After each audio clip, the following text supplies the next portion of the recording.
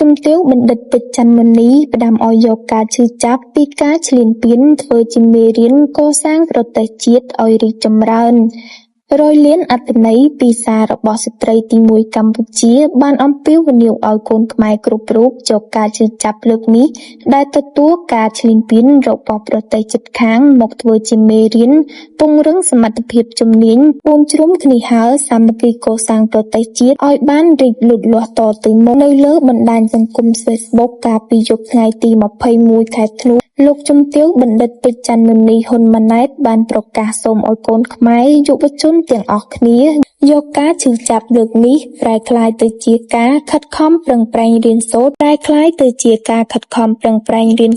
ង្រឹងសមត្ថភាពរបស់យើងម្នាក់ៗរៀនឲ្យមានជំនាញរៀងៗខ្លួនពីព្រោះនៅពេលដែលធនធានមនុស្សយើងខ្លាំងប្រជាពលរដ្ឋយើងសាមគ្គីគ្នាយើងនឹងកសាងប្រទេសយើងឲ្យលូតលាស់បានតទៅមុខទៀត